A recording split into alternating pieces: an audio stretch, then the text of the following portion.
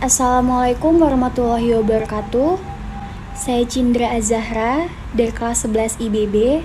Saya akan mempresentasikan sastra periodisasi angkatan 1970-an. Nah, apa sajakah informasi mengenai sejarah genre sastra periodisasi angkatan 1970-an? Munculnya periode 70-an karena adanya pergeseran sikap, berpikir, dan bertindak dalam menghasilkan wawasan estetik dalam menghasilkan karya sastra bercorak baru baik di bidang puisi, prosa, maupun drama. Lalu, pergeseran ini mulai kelihatan setelah gagalnya kudeta G30 SPKI. Abdul Hadi, WM, dan Damai Toda menamai sastra Indonesia modern pada tahun 1970-an dengan sastra periode 70-an. Selanjutnya, dalam periode 70-an, pengarang berusaha melakukan eksperimen untuk mencoba batas-batas beberapa kemungkinan bentuk, baik prosa, puisi, maupun drama semakin tidak jelas. Misalnya, prosa dalam bentuk cerpen. Pengarang sudah berani membuat cerpen dengan panjang 1-2 kalimat saja, sehingga terlihat seperti bentuk sajak. Dan keduanya tidak mengakui adanya angkatan 66 yang dicetuskan oleh H.B. Jasim. Selanjutnya, kita akan membahas ciri-ciri karya sastra angkatan 70. Ciri yang pertama, ada puisi. Di dalam puisi terdapat struktur fisik dan struktur tematik. Dan yang kedua, prosa dan drama. Di dalam prosa dan drama terdapat struktur fisik dan struktur tematik. Lalu, siapa sajakah tokoh-tokoh sastrawan angkatan 70-an dan apa sajakah karya sastra yang mereka hasilkan? Yang pertama ada Arifin Chairinnur. Karya-karyanya ada 3. Yang pertama ada Sumur Tanpa Dasar tahun 1971.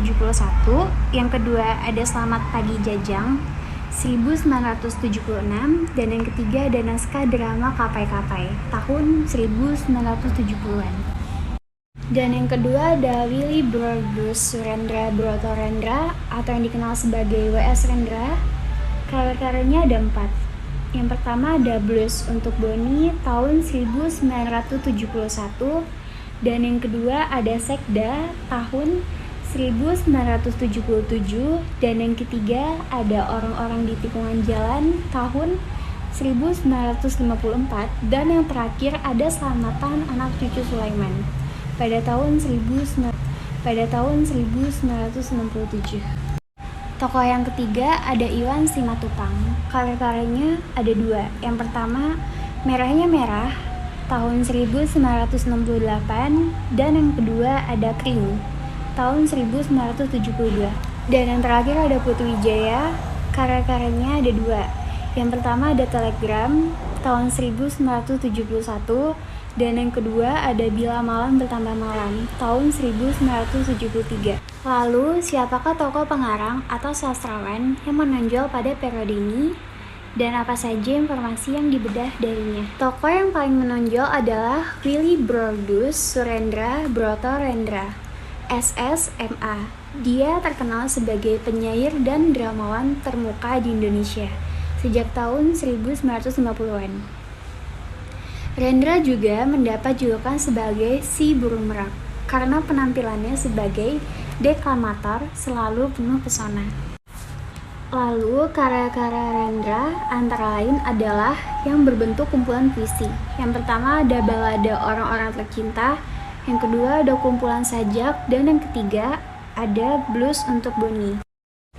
Kesimpulannya, dalam periode angkatan 70-an, karya W.S. Rendra yang paling terkenal adalah Kisah Perjuangan Suku Naga, Blues untuk Boni, dan Potret Pembangunan dalam puisi yang kebanyakan bertema politik dan percintaan, serta berbentuk drama, puisi, dan sajak. Bakat W.S. Rendra sudah terlihat sejak dia menduduki bangku SMP. Bakatnya menonjol yaitu membacakan puisi. Maka pada tahun 1967, W.S. Rendra mendirikan Bengkel Teater di Yogyakarta dan Bengkel Teater Rendra di Depok. Cukup sekian presentasi dari saya, kurang dan lebihnya mohon maaf. Wassalamualaikum warahmatullahi wabarakatuh.